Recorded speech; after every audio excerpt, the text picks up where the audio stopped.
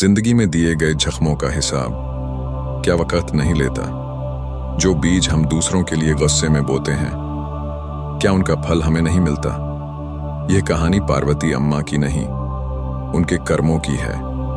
यह उस हिसाब की दास्तान है जो हर इंसान को इसी जिंदगी में चुकाना पड़ता है। लेकिन आपसे गुजारिश है, इस कहानी को आखिर तक जरूर देखिएगा, क्योंकि इस कहानी का अंत आपको जिंदगी का सबसे बड़ा और सबसे कड़वा सबक सिखाएगा, जो शायद आप कभी भूल नहीं पाएंगे।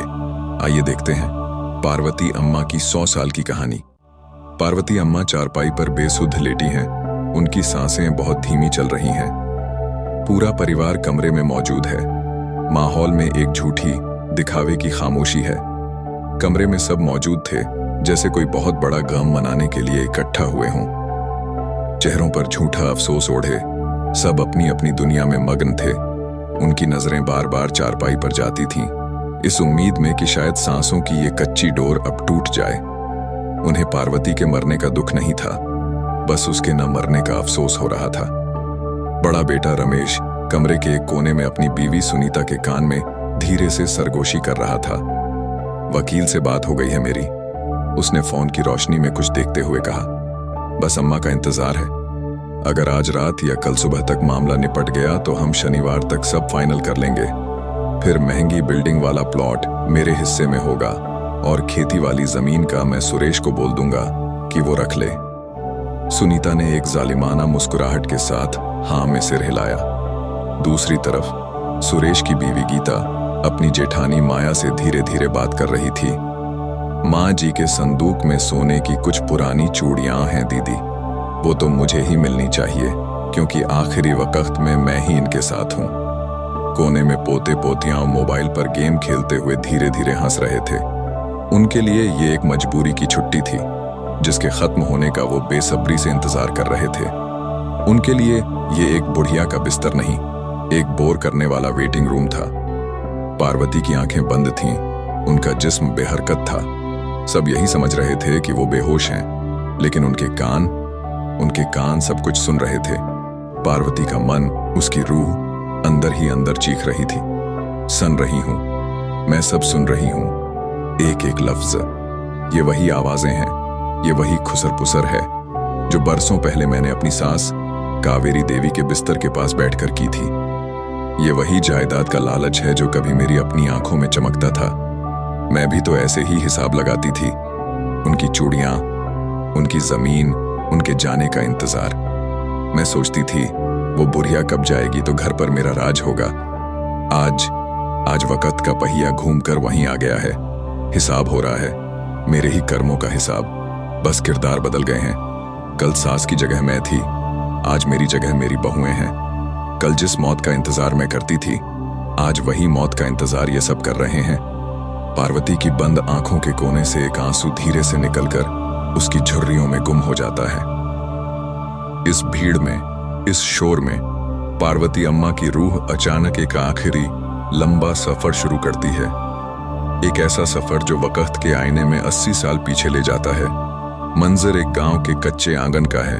एक 25 साल की तीखे नैन नक्श वाली गठीले जिस्म की पार्वती गुस्से में अपने 7-8 साल के बेटे रमेश को बांह से पकड़े हुए खींच रही है।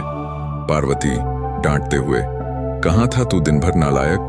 पूरे गांव में आग लगा कर रखा है और ये। उसके हाथ से एक कच्चा आम छीन लेती है। ये तोड़ कर लाया ठाकुर की बगिया से। चोर कहीं का, शर्म नहीं आती तुझे? रमेश रोते हुए, नहीं अम्मा, मैंने नहीं तोड़ा, जगन ने तोड़ा था, ये झूठ बोल रहा है। पार्वती उसकी बात नहीं सुनती, 2 थप्पड़ उसकी पीठ पर जड़ देती है। तभी घर से उसके पति रामकिशन निकलते हैं। उनकी आंखों में सख्ती है। रामकिशन गरजते हुए, फिर शुरू हो गई तू? क्यों मार रही है बच्चे को? पार्वती उनसे भी ऊंची आवाज में, कमर पर हाथ रखकर, तो क्या आरती उतारूं इसकी? आपके लाड प्यार ने ही सर पर चढ़ा रखा है इन तीनों को। दिन भर शैतानी करते हैं। राम, लक्ष्मण, भरत नहीं, रावण और उसके 2 भाई पाल रही हूं मैं। रामकिशन गुस्से में रमेश की तरफ बढ़ते हैं, लेकिन तीनों बेटे रमेश, जगन और नन्हा सा सुरेश दौड़कर अपनी मां के पीछे उसके पल्लू में छुप जाते हैं। वो जानते थे बाप की मार से बचाने वाली दुनिया में एक ही कैला है, माँ का आंचल। पार्वती उन्हें अपने पीछे कर लेती है। उसकी आंखों में अपने पति के लिए भी गुस्सा है। शाम को जब रामकिशन का गुस्सा ठंडा होता तो पार्वती अपने तीनों बेटों को आंगन में बिठाकर खाना खिलाती। सुरेश मुंह बनाकर, मैं लौकी नहीं खाऊंगा। पार्वती, चुपचाप खा ले, वरना वही लौकी तेरे बाप से कहकर तेरे कान में भरवाऊंगी। वो उन्हें डांटती, धमकाती, मगर अगले ही पल जब जगन खांसने लगता तो वो उसकी पीठ सहलाने लगती। रात को तीनों इस बात पर झगड़ते कि अम्मा के पास कौन सोएगा। वो तीनों को अपनी बगल में लिटा लेती, उनके माथे चूमती और उनके सो जाने के बाद उनके चेहरे देखती रहती। एक बार जब तीनों को तेज बुखार चढ़ा था तो पार्वती 7 रात सोई नहीं थी। वो कभी एक के माथे पर गीली पट्टियां रखती, कभी दूसरे को हल्दी वाला दूध पिलाने की कोशिश करती। पूरे दिन, पूरी रात उसने मंदिर की देहरी पर अपना सिर पटक पटक कर उनके लिए जिंदगी मांगी थी। पर इस ममता के साथ साथ एक और पार्वती भी थी। वो पार्वती जो एक तीखी, झगड़ालू बहू थी। उसकी सास कावेरी देवी एक कमजोर और बेवा औरत थी। पार्वती उन्हें इंसान नहीं, अपने रास्ते का पत्थर समझती थी। बहू, आज खाने में नमक कुछ ज्यादा ही हो गया है। पार्वती पलटकर तेज आवाज में, तो मत खाइए, मैं यहां आप सबकी ख्वाहिशें पूरी करने के लिए नहीं बैठी हूं। दिन भर चक्की की तरह पिसती हूं, कोई एहसान नहीं करती आप मुझ पर। कावेरी देवी आंखों में आंसू लिए, बेटी जैसी समझा था तुझे। पार्वती, बेटी बनकर आई भी नहीं थी, बहू बनकर आई थी और बहू ही रहूंगी। और वैसे भी आपके बेटे ने मुझसे शादी की है, मैंने इस घर के हर आदमी की गुलामी नहीं लिखवा कर दी है। पार्वती को सफाई का जुनून था। अगर कोई मेहमान उनके गिलास में पानी पी लेता तो वो उस गिलास को राख से इतनी बार मांजती जैसे उस पर कोई कलंक लग गया हो। गांव की गरीब औरतों से वो बात तक नहीं करती थी। उसमें एक अजीब सा घमंड था, अपने रूप का, अपने 3 बेटों का। उसे याद आया कैसे वो अपनी सास के संदूक से चुपके से थोड़ा घी या शक्कर निकाल लेती थी ताकि अपने बेटों को दूसरों से छिपकर अच्छी चीज खिला सके। उसकी सास जब पूछती घी इतनी जल्दी कैसे खत्म हो गया, तो वो साफ झूठ बोल देती, मुझे क्या पता, चूहे खा गए होंगे। तब उसे लगता था कि वो बहुत चालाक है। उसे एहसास ही नहीं था कि वक्त सब देख रहा है, सब लिख रहा है। वक्त गुजरा, उसके बेटे जवान हुए और फिर उसके आंगन में पहली शहनाई गूंजी। रमेश अफसर बन चुका था। पार्वती ने उसके लिए सुनीता को चुना, एक बड़े शहर के अमीर खानदान की बेटी, दूध सी गोरी, हिरनी जैसी आंखें। जब सुनीता शादी के बाद गांव आई तो पार्वती ने उसे एक जीती हुई ट्रॉफी की तरह पूरे गांव में दिखाया। पार्वती अपने पड़ोसनों से बड़े घमंड से कहती, देखा कंता, ऐसी बहू पूरे 7 गांव में किसी ने देखी है। हीरा है हीरा, मेरे रमेश के लिए यही जचती है। शुरुआत के कुछ हफ्ते पार्वती ने सुनीता को पलकों पर बिठाए रखा, पर यह प्यार का मुखौटा ज्यादा दिन नहीं टिक सका। जैसे ही सुनीता नए घर में सहज हुई, पार्वती का असली रूप सामने आने लगा। एक दिन जब सुनीता सुबह देर से उठी तो पार्वती ने आंगन में ही एक तमाशा खड़ा कर दिया। पार्वती जोर जोर से चिल्लाई ताकि पूरा मोहल्ला सुने, अरे कोई जाकर देखो, शहर की रानी साहिबा की नींद पूरी हुई या नहीं। यहां हम सब सुबह से काम में बैल की तरह जुटे हैं और इनके कमरे में अब तक सूरज नहीं उगा। सुनीता बेचारी शर्म से पानी पानी हो गई। उसने रोटियां बनाई, पर वो गांव की औरतों की तरह बिल्कुल गोल नहीं थी। पार्वती ने भरी दोपहर में सबके सामने उसकी रोटियों की थाली जमीन पर पटक दी। जब रमेश शाम को घर वापस आता तो पार्वती कहती, देख ले अपनी शहर की मेम को, 2 रोटियां ढंग की नहीं बना सकती। पता नहीं इसकी मां ने क्या सिखाकर भेजा है। दिन भर बिस्तर तोड़ती है और खाने के नाम पर ये जले हुए कागज बना देती है। पार्वती ने धीरे धीरे दोनों के बीच झर की एक ऐसी दीवार खड़ी कर दी जिसे सुनीता कभी पार न कर सकी। कुछ साल बाद में जगन की शादी माया से हुई, जो एक साधारण से परिवार की सांवली सी लड़की थी। पार्वती उससे खूब काम करवाती, मगर उसकी तारीफ कभी नहीं करती। हाँ, सुनीता को नीचा दिखाने के लिए माया का इस्तेमाल जरूर करती। सबसे छोटे बेटे सुरेश की बीवी गीता गांव की ही एक गरीब लड़की थी। पार्वती ने तो उसकी तरफ कभी ध्यान ही नहीं दिया। अब पार्वती का राज पूरी तरह से कायम हो चुका था। आंगन में उनकी चारपाई लगी रहती और तीनों बहुएं उनके आसपास खौफजदा खड़ी रहती थीं। वो अपने उस सपने को जी रही थीं जो उन्होंने जवानी में देखा था, मगर वो यह भूल गई थीं कि वक़्त का पहिया हमेशा एक तरफ नहीं घूमता।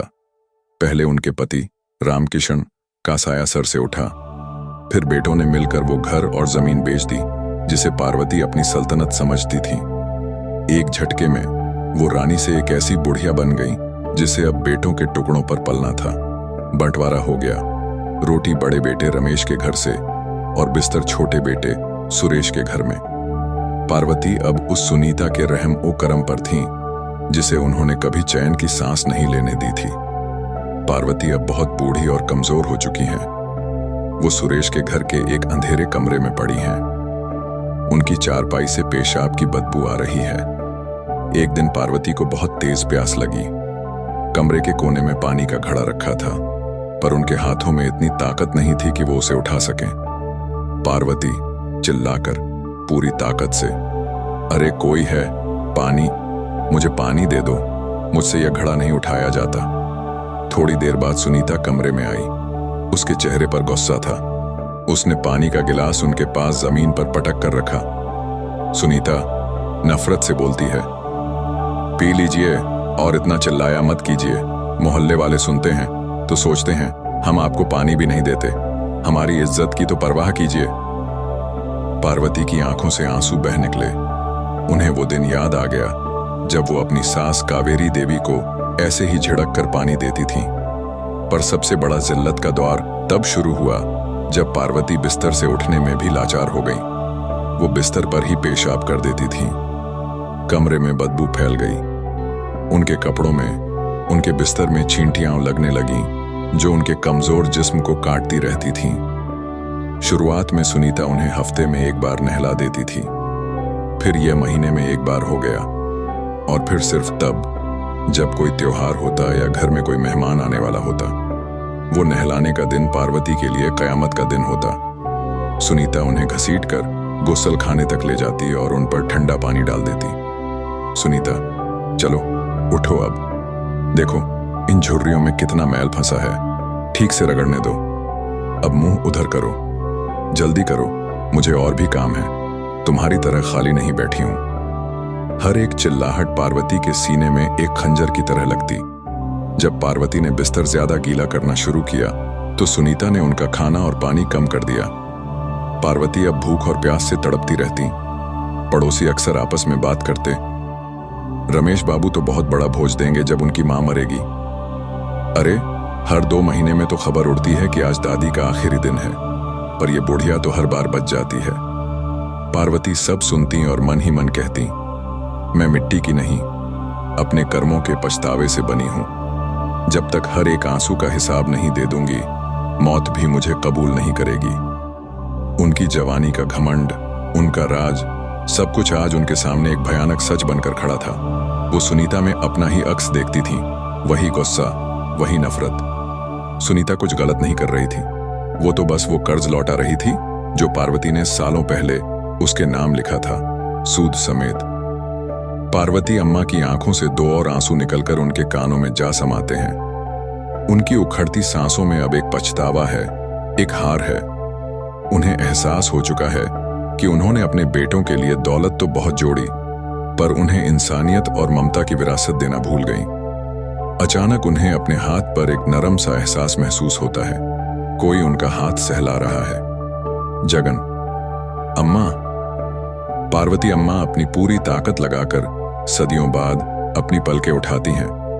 धुंधली नजरों से उन्हें अपने मझले बेटे जगन का चेहरा दिखता है।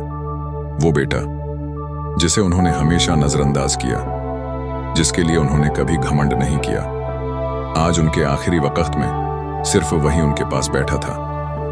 पार्वती कुछ कहना चाहती हैं, माफी मांगना चाहती हैं, अपनी सास से, सुनीता से और शायद सबसे ज्यादा खुद अपने आप से, मगर उनके मुंह से सिर्फ एक हल्की सी निकलती है। उनकी आंख से एक आखिरी आंसू टूटकर गिरता है जिसमें 100 साल का दर्द, घमंड, राज और पछतावा सब कुछ कैद है। पार्वती ने अपना हाथ उठाने की कोशिश की, शायद जगन के सिर पर रखने के लिए, या शायद उस सुनीता को इशारे से बुलाने के लिए जिसे उसने जीवन भर दुख दिया था। वह क्षमा मांगना चाहती थी अपनी सास कावेरी देवी से, जिसकी आत्मा शायद वहीं कहीं खड़ी मुस्कुरा रही होगी, अपने पति रामकिशन से, जिसके दिए प्रेम की उसने कभी कद्र नहीं की, अपनी बहुओं से, और सबसे अधिक अपने आप से। उसने मुंह खोला, शब्द बाहर नहीं आ सके, बस एक हल्की सी टूटी हुई आवाज निकली, जगन। और इसी एक शब्द के साथ पार्वती अम्मा की आंखों की बची खुची रोशनी बुझ गई। उनका सिर एक ओर लुढ़क गया। 100 वर्षों का जीवन, 100 वर्षों की कहानी एक पल में समाप्त हो गई। घड़ी की टिक टिक अब भी चल रही थी, जैसे इस मृत्यु से उसे कोई फर्क नहीं पड़ा हो। समय चलता रहता है, बस किरदार बदल जाते हैं। जगन अपनी मां का हाथ थामे पत्थर की मूर्ति सा जड़ बैठा रहा। तभी कमरे में हलचल हुई। सुरेश दौड़ता हुआ बाहर गया, शायद गांव के वैद्य को बुलाने, एक ऐसी रस्म निभाने जिसे अब कोई अर्थ नहीं रह गया था। रमेश ने अपना फोन निकाला और वकील का नंबर डायल किया। वकील साहब, अम्मा नहीं रही, आप सुबह 10 बजे तक सारे कागजात लेकर पहुंच जाइए। यह सुनते ही जगन के भीतर कुछ टूट गया। बरसों की चुप्पी, बरसों की विवशता, बरसों का दबा हुआ दर्द एक ज्वालामुखी की तरह फट पड़ा। वह खड़ा हुआ, उसकी आंखें आग की तरह लाल थीं। जगन, चीखते हुए उसकी आवाज कमरे की दीवारों से टकराकर गूंज उठी। बस कीजिए भैया साहब, बस कीजिए। एक पल के लिए सन्नाटा छा गया। रमेश ने फोन काट दिया और आश्चर्य से अपने छोटे भाई को देखा, जिसने आज तक कभी उसके सामने ऊंची आवाज में बात नहीं की थी। रमेश गुस्से से, यह क्या बदतमीजी है जगन? होश में है तू? अम्मा गुजर गई हैं और तुझे चिल्लाने की पड़ी है। जगन हंसता है, एक दर्द भरी पागलपन वाली हंसी। अम्मा? कौन अम्मा? कहाँ थी अम्मा इतने सालों से? मैं तो यहाँ एक लाश के पास बैठा था जिसे आप सब अम्मा कह रहे थे। अम्मा तो उसी दिन मर गई थी जिस दिन आपने उनसे उनका घर, उनका आंगन छीनकर उसका बांटवारा कर दिया था। अम्मा उस दिन मरी थी जब उनकी रोटी एक घर से और बिस्तर दूसरे घर से आता था। वह सुनीता की ओर मुड़ा। उसकी आंखों में नफरत नहीं, एक अजीब सी दया थी। जगन, भाभी, आपको अम्मा में हमेशा आपकी सांस दिखी है ना? पर क्या आपने कभी अम्मा की झुर्रियों में अपना आने वाला कल देखा? जो जिल्लत, जो नफरत आपने उन्हें दी, वह आपने उन्हें नहीं, 20-30 साल बाद की अपनी ही तस्वीर को दी है। याद रखिएगा, वक़्त का पहिया घूमता जरूर है। अम्मा भी कभी आपकी तरह एक घमंडी बहू थी। उन्होंने भी अपनी सास को बहुत दुख दिए थे। उन्होंने जो बोया वही काट लिया। अब सोचिए, आप क्या बो रही हैं? सुनीता की आंखें फैल गईं। पहली बार उसे जगन के शब्दों में अपना भविष्य दिखाई दिया। फिर जगन अपने दोनों भाइयों की ओर मुड़ा। जगन, और आप दोनों, एक को दौलत का घमंड है, दूसरे को यह होश ही नहीं कि दुनिया में क्या हो रहा है। आप लोगों ने अम्मा की अंतिम यात्रा के लिए लकड़ियों का इंतजाम करने से पहले जमीन के बंटवारे के कागज तैयार करवा लिए। जिस माँ ने हमें 9 महीने अपनी कोख में रखा, उसे हम 9 दिन भी चैन से नहीं रख सके। जिसने हमें अपने हाथों से निवाले खिलाए, उसके हाथ अंतिम समय में एक बूंद पानी के लिए तरस गए। रमेश गुस्से में, भाषण बंद कर अपना जगन। ये सब जज्बाती बातें हैं। दुनिया रिश्तों से नहीं, दौलत से चलती है। और वैसे भी अम्मा ने कौन सा हमें फूलों की तरह पाला था? वह भी बहुत सख्त थीं। जगन चीख कर, हाँ, वह सख्त थीं क्योंकि उनका पति उनकी बात नहीं सुनता था। वह सख्त थीं क्योंकि उन्हें 3-3 नालायक बेटों को पालना था। पर उनकी सख्ती में भी प्यार था।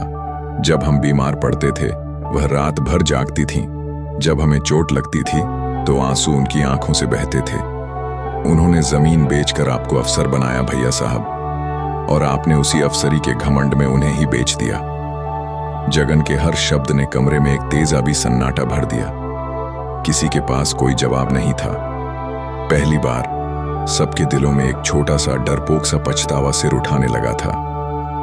पार्वती अम्मा की 13वीं बहुत धूमधाम से हुई, जैसा कि पड़ोसियों ने अपेक्षा की थी। रमेश ने पूरे गांव के लिए एक बड़ा भोज रखा। लोग खा रहे थे और पार्वती अम्मा के बेटों की शान की तारीफें कर रहे थे। पर उस दिखावे की भीड़ में तीनों बेटों के दिल जानते थे कि उन्होंने अपनी मां को नहीं, अपनी खुदगर्जी को कंधा देकर श्मशान तक पहुंचाया है। 13वीं के अगले दिन वकील साहब आ गए। बंटवारे के कागज सामने रखे गए। रमेश और सुरेश ने तुरंत अपने अपने हिस्से पर दस्तखत कर दिए। जब जगन की बारी आई तो उसने भी कागजों पर दस्तखत किए। रमेश मुस्कुराकर, चलो अब सब कुछ साफ हो गया। जगन शांत आवाज में, हाँ भैया साहब, सब कुछ साफ हो गया। यह मेरा हिस्सा है ना? इस पर अब मेरा हक है? रमेश, हाँ बिल्कुल। जगन उठा। उसने कागज अपने हाथ में लिए और वकील साहब से कहा, जगन, वकील साहब, एक और दस्तावेज तैयार कीजिए। मैं अपने हिस्से की सारी जमीन और धनराशि गांव की पंचायत को दान करना चाहता हूं। मेरी एक शर्त है, इस जमीन पर एक आश्रम बनेगा जिसका नाम होगा पार्वती आश्रम। इस आश्रम में गांव के वे सभी असहाय वृद्ध रहेंगे जिन्हें उनके अपने ही संतान बोझ समझते हैं। उन्हें वहां 3 समय का भोजन, स्वच्छ वस्त्र और सम्मान मिलेगा। कमरे में एक बार फिर मृत्यु जैसा सन्नाटा छा गया। रमेश और सुनीता का मुंह खुला का खुला रह गया। उनके लिए यह किसी पागलपन से कम नहीं था। रमेश हकलाते हुए, जगन, ये तू क्या कर रहा है? पागल हो गया है क्या? जगन मुस्कुराकर, नहीं भैया साहब, पागल तो मैं अब तक था जो इस झूठी दुनिया और झूठे संबंधों में फंसा हुआ था। आज मैं मुक्त हुआ हूं। आप लोग धन दौलत के बंटवारे में प्रसन्न रहिए। मैं अम्मा की विरासत संभालूंगा। उन्होंने मुझे जमीन नहीं दी, पर उनकी अंतिम सांस ने मुझे जीवन का वह पाठ पढ़ा दिया जो करोड़ों की संपत्ति भी नहीं सिखा सकती। यह कहकर जगन कमरे से बाहर चला गया। उस दिन उसने केवल जमीन का टुकड़ा नहीं छोड़ा, बल्कि उस परिवार को, उस लालच को और उस स्वार्थ को भी हमेशा के लिए त्याग दिया। वर्षों बाद पार्वती आश्रम अब गांव की एक पहचान बन चुका है। जगन वहीं रहता है, उन वृद्धों की सेवा में जिनके चेहरों में उसे अपनी अम्मा की छवि दिखाई देती है। सब उसे जगन भैया कहते हैं।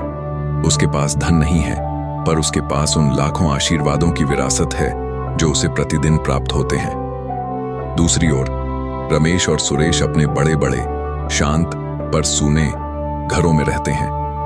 उनके बच्चे भी बड़े होकर उन्हीं की तरह स्वार्थी हो गए हैं। वे अपने माता पिता से केवल पैसों के लिए मिलते हैं। रमेश और सुनीता अब स्वयं वृद्ध हो चले हैं और उन्हें अक्सर यह भय सताता है कि कहीं उनका अंत भी पार्वती अम्मा जैसा न हो। उनके पास दौलत का समुद्र है, पर वे सुकून की एक बूंद के लिए तरसते हैं। जीवन एक गूंज की तरह है। हम जो कहते हैं, सोचते हैं या करते हैं, वह घूमकर एक दिन हमारे पास अवश्य लौटता है। धन और संपत्ति की विरासत एक पीढ़ी से दूसरी पीढ़ी तक जा सकती है, पर आशीर्वादों और कर्मों की विरासत सदियों तक जीवित रहती है। हम अपने बुजुर्गों को जो सम्मान या अपमान देते हैं, वास्तव में हम वह उन्हें नहीं, अपने आने वाले बुढ़ापे के लिए सूद समय हमें पूरा पूरा लौटाता है। इसलिए धन नहीं, आशीर्वाद कमाइए।